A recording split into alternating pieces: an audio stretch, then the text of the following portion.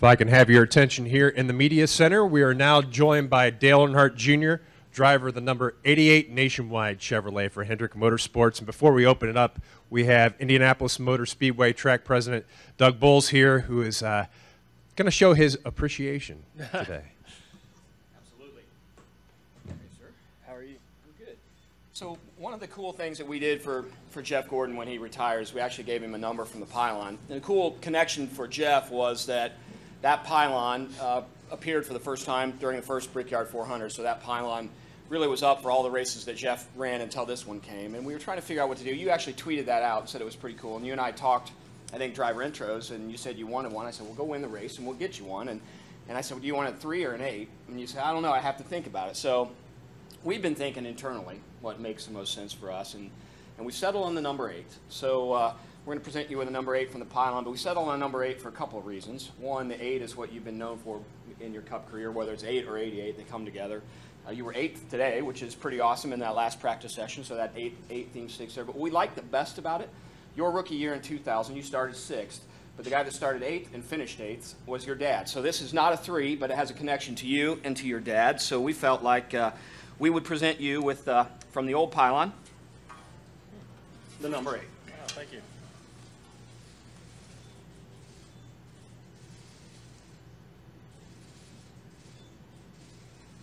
So thanks for everything you've done for us, and I've been pretty vocal since you decided you were going to retire that I'm not supposed to do this, but I've told everybody I want Dale Earnhardt Jr. to win this race. Yeah, I think it'd be cool to have you in the history books with your dad and all the other guys who've done so much for our sport and for this place. So I'll be wearing my Dale Earnhardt stuff on Sunday, and the best of luck this weekend. Thank you very much. Yep.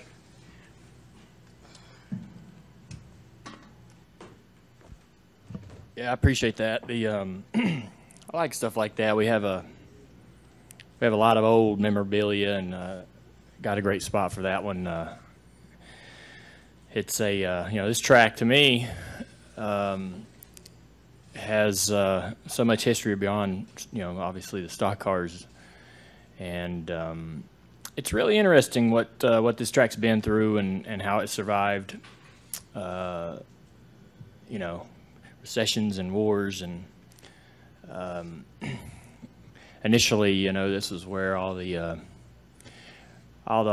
guys were bringing their cars that they were building. Lewis Chevrolet and guys like that were coming here and racing, and kind of created the auto industry at Indy. So I have a lot of respect and admiration for this racetrack, for its history, for what it means to American motorsports and what it means to motorsports globally.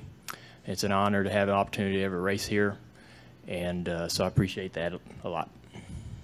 Okay, we're going to open up the floor for questions. If you have a question for Dale, please raise your hand. We'll start here with Bob and go to Kelly.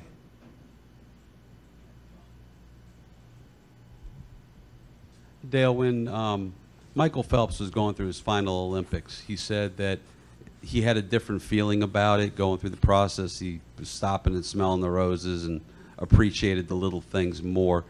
How has it been for you going through your final season on the circuit? Well, you know, it's definitely it's certainly different to have an end point. You know, to have a time and a date out there that you know is coming. And for years and years, you just never knew when you were going to retire.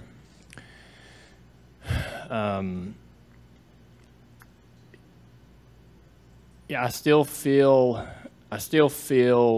like I, you know, I have to allow myself to get competitive, and I want to go out there and do well in all the practices and all the races, and I want our team to have success. So there's not as much probably, you know, stopping and smelling the roses as I would like. I guess if we were maybe running a little better, it'd be a little more of that. But you know, we're just grinding away, trying to get our cars better, we're working really hard trying to get our performance up, and that takes a lot of focus. That takes a lot of commitment from everyone, me included. So you know, it's felt a lot similar to all the years before. I maybe don't stress as much, I guess, about not performing as well as I'd like, as I had in the past. Certainly let that get the best of me before, but I won't allow that to happen this year. You know, it's nice though. I mean, you know, I just I enjoy. You know, I've enjoyed the season, and it's starting to. You know, we turned the corner, and we're coming down the last straightaway, and going to these racetracks. And this year's going to wrap up pretty quickly before you know it. So just trying to enjoy being behind the wheel, and enjoy, you know, I'm just, you know, when you're out there driving and beating your head against the wall trying to figure out how to get faster, you got to remind yourself a little bit too to enjoy it, to enjoy, you know, these last few runs, because it is fun. It's fun driving the car. Just the pure enjoyment of racing and driving is always going to be there, and that's going to be there long after I retire, and I'll miss some things about that. So I'm just trying to make sure I really take that in. Just the driving part. There's a lot of stuff that you try to take in, but we're still trying to get faster and get better, and it feels real similar because it takes so much commitment to run well in this series. You can't, you know, farewell tours aren't quite as graceful as they sound. You know, you can't really kind of skip through a season even if it's your last. We're going to go to Kelly, then to Bruce, then to Bob. KellyCrandallRacer.com. Dale, with having not having run this race last year, do you feel like maybe you might be a little behind this weekend, or have you done any extra work maybe in the simulator, or talked to the team about their notebook from last year to prepare for Sunday? Yeah, I didn't think about it. I didn't even think about, you know, having missed the races and feeling like I've, you know, I'm at a deficit. But we did work on the simulator. I think we learned some things in the simulator that I think that Indy, to try to help, you know, make some sense of it. The simulator matches up well with some tracks, and other tracks it doesn't. You know, some tracks I've ran in the simulator, and I don't. It doesn't remind me of what, you know, driving a car in real life feels like, and so it's kind of hard to correlate the adjustments and feelings and really trust what you're feeling and what you're learning in the sim. But some tracks do match up well. I thought that Indy was one of them. So we worked in the sim a little bit Monday, and you know, just to try to get through some changes. Practice is so limited here. It's an advantage to be able to sort of simulate practice. So, but I haven't really thought about, you know, missing a lot of races or not having run here. It's really not an excuse, even if we are not running well. We're actually been pretty quick today. I don't like the way the car drives at all, but the speeds are fast, and maybe everybody's car doesn't drive well. But I'm a little concerned about the balance of the car, but our speeds have been good. But yeah, I don't think that I don't think that I should struggle at any of the tracks due to missed time.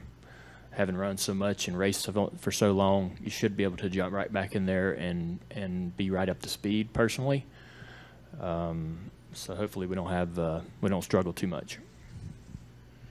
Go to Bruce, then to Bob, then to Woody. Bruce Martin with Auto Week. Throughout your career, you've competed against such legendary drivers, lots of race wins, drivers that have won championships, but none of them can touch you in terms of popularity. Do you sometimes wonder how fate or the sport chose you to be in the position that you're in? And I also have a follow-up. Yeah, I mean, I know how that happened. I was getting autograph requests as a driver when I was racing in a late model series at Myrtle Beach, and I knew that I hadn't done anything on the racetrack to warrant that. I knew it was because of my last name.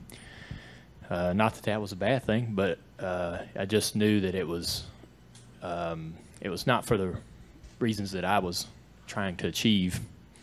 And you know, I think with everything that happened, we came onto the scene, had a really successful 98, 99 in the Xfinity Series, big splash, you know. Got everybody excited about another generation Earnhardt. My dad had so many fans that this was really exciting for them, that there's another Earnhardt that has potential. And then with everything that happened with Dad's death, that certainly changed a lot of things as far as how the fans feel and how they reacted. So, but I feel like, you know, so we gained a giant following, you know, without ever having done much. And but I like to think that we did, you know, we did good hanging on to it and growing it, and we got in front of a lot of. We worked and made effort to get in front of people that didn't know racing. We were able to get into some mainstream publications and so forth that a lot of drivers didn't have access to. And so we did that, not only for our own benefit, but we tried to you know, help grow our fan base. And I think that we might have, you know, a lot of Dad's fans wanted me to be just like Dad. That wasn't going to happen. So we might have lost some of those guys, but we gained a lot of people for, I think, how we carried ourselves and represented ourselves throughout my career. So I feel like we did some good things in the last, 18 years. And it's one of the most important things that you take away from your career, that if you ask any driver in the garage area, they'll say that you're very fair and clean to race with. What's the question? I got hung up on fair and clean. To be known as a fair and clean I heard a driver. compliment and I got hung up. I appreciate that. I was never, I've turned a few guys around, but, and you can be aggressive when your car allows you to be aggressive. When your car's fast enough, for you to be aggressive with it, you can certainly be aggressive. But I've always, I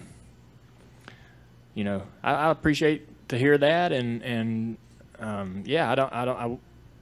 I want to be considered a clean race car driver and a guy that you can trust to race with. That's one of the things that that's one of the first things I think you do as a driver when you're racing against your competitors is the trust part. Whether you really think you can get down in the corner and know they're going to hold their line or not do anything stupid.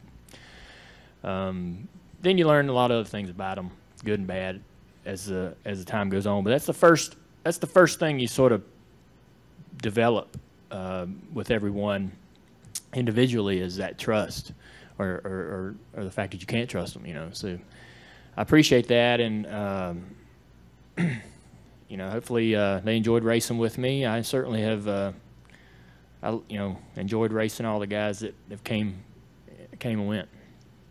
We're going to go Bob, Woody, then to Megan.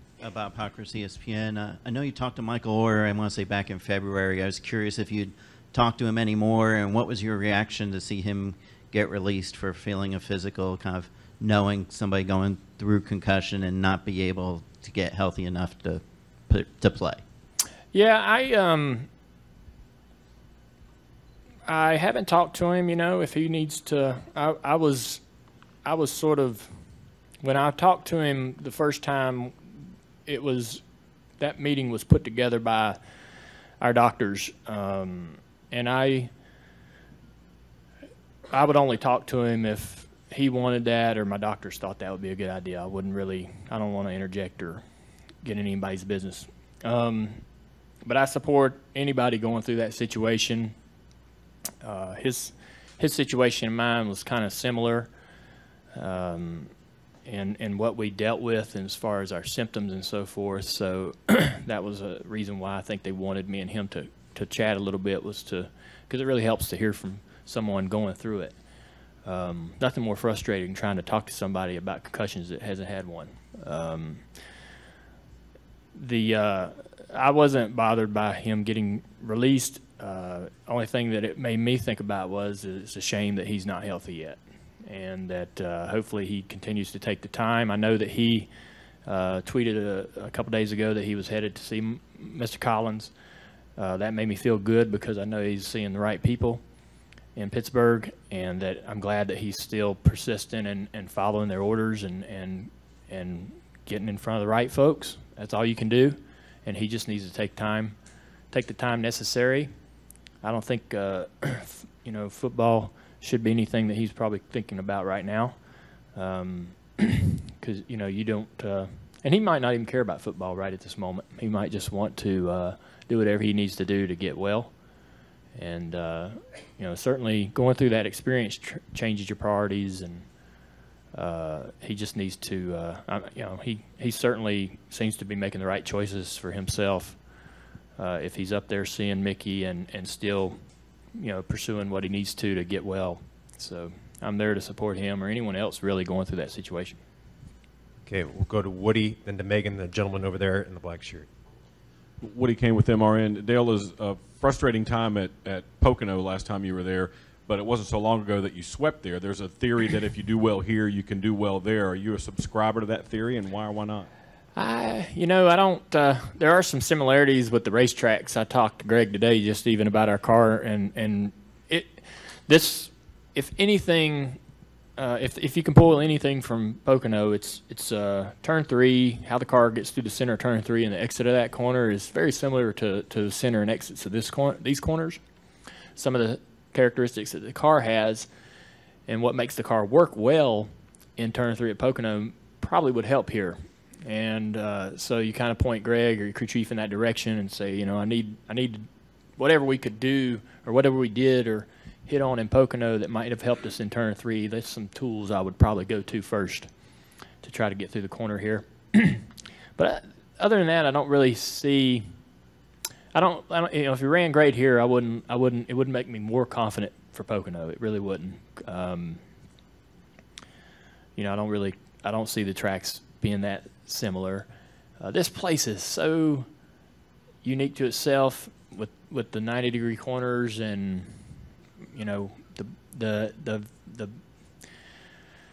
challenges that we face here in trying to get through the corner are just Indy. That's just the way it is at Indy. And I don't know that there's anything that I do at any part in the rest of the season that I could pull from that would help us here. But we fight trying to get the cars to turn in the throttle and push off of the corners. The race will be a little bit different, but we fight a lot of the same issues every time I come here, no matter what spoilers on the car, no matter how much power you got, no matter what springs and shocks you got in the car. It's just inherent that you're going to chase the same issues. And but there's some things that maybe the latter half of turn 3 at Pocono are kind of similar, and what gets through that corner may help you here. Dale, Megan McEwen, Wish TV, Indianapolis. You spoke earlier about the historic part of this track. What would it mean to you to win here, especially on your last go? And what will you miss most about racing here every year? It'd be awesome to win one of the big key races in the season. Having come here and been more frustrated than not, it's been it was a race that I think all the drivers feel is very important to our series and a big milestone in your career. Ranks right up there, probably close to the Daytona 500 in importance and pride to be able to come away as a winner at this place. And considering how our season's gone, a win here would right all the wrongs. We'd probably forget about all the struggles we've had to get a big win like that. What I'll miss the most is the feeling that you get when you come into this racetrack. When you walk through Gasoline Alley and you're in the, we're kind of in the F1 garage and so forth, and just the feeling that you get when you know what's happened here, who's raced here, who's been here. I was just thinking about that in practice going down the back straightaway about all the names that have went down that straightaway. It's so overwhelming. If you could put yourself in, if you could go back in time and just experience everything that's happened here, it's so overwhelming to think about. And so I'll miss that. You know, I don't know how you explain it or how you put that into words, but the feeling that you get when you walk into here is like it's such a kind of I don't know. It's such a special place. It's hard to put it into words. There's not a lot of tracks that give me that feeling. Daytona maybe, but even as I'm so proud of Daytona and it means so much to me. You know, what happened here is a little bit bigger, you know, as far as what's happened here in the last 100 years. It's a little bit bigger than all of us, you know. And so we, you know, it never gets old coming here because of that. So I'd like to be able to come here, you know, after my retirement, especially for the Indy race. I've never been to the Indy 500, obviously, so that would be a great experience. And you know, it's an impressive place. We'll go to this gentleman on the right and this young lady up front, and then we'll finish with Chris. Dale, we talked a little on the elevator about your Twitter presence. How important do you think it is for drivers to have a big social media presence? Well, I think it's really important, considering, you know, we need to target the younger demographic. Our fan base is getting older and older. So that, and that's where they are. They're all on social media, various platforms. We got a lot of young drivers that are comfortable on those platforms and feel comfortable being themselves and showcasing their personalities, whether they're, you know, they may be doing that unintentionally, just being themselves. But I think that, I don't know, I've had a great time since I joined social media. I was a little weary because Jimmy was telling me it was sort of 50-50 as far as, you know, how nice people were. But I swear I've said this, and I really believe this, that Twitter has some sort of special filter on mine where I only get the good comments. So it's all roses for me. I can... you know, and I think it's a great way for fans to feel a better connection, a little stronger connection with the sport, with the drivers who are in it. Obviously, it's a great place for information and a great place to kind of see what everybody's up to, what they're doing. But I think that my generation has had to learn how to use social media, whereas, you know, Blaney and these guys grew up with it, and they see it a little bit differently than we do. They utilize it a little bit differently than we do, and they're a little more unguarded, I guess. And that's going to be good. You know, I think that raw, you know, that raw experience that the fans get when they follow some of these younger guys is going to be important to the sport going forward and creating this a new generation of fans. And that's where it's at. It's going to be on, you know, it's going to be through social media, and it's good that the drivers are using that. Come up front. Hi, Dale. I'm Becca with Big Machine Radio, and I just wondered if you could comment. This is the Brantley Gilbert Big Machine Brickyard 400. I've had a chance to talk to Brantley, and I know that he has said he is a long-term Earnhardt family fan, and he's pulling for you on this race. Can you just talk about having his name and Big Machine on this race, and have you ever had a chance to meet Brantley or hang out with him and talk to him? I think we did get to meet one time, if my memory serves me correct. But, the country music industry's had a big influence on our sport for a really long time, and so I think it's a great positive. Hopefully he enjoys having his name on the race. That's quite unique. So anyone should be excited about that. But it'll certainly be great for him and for his fans. Hopefully, you know, I'm not sure he's got many fans that aren't aware of NASCAR, but maybe the ones that aren't might become NASCAR fans. So it's a great cross promotion, and it's a good fit. Okay, we'll go next to Jim Utter. Jim Utter, motorsport.com. This is kind of a lighthearted question, but also serious. Were you surprised at the backlash that Amy got this week from your comments, and do you think she handled it well? You know, she had to put something out because she felt like she needed to say something. I put her in that position, and it's probably my fault for throwing her under the bus like that. But you know, she's been there for everything and knows it more. You know, a lot of folks that may have a different opinion about it weren't there through the whole process, and so if anyone knows how difficult it was besides me, it'd be her.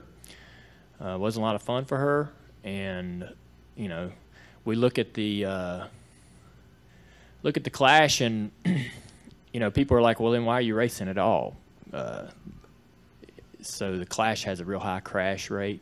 You know, there's a real big potential to either finish the race or wreck. We've internally complained about that for years. Why do we even run that race? Because we always end up tearing up all 4 cars. It's a bit of a joke that we have.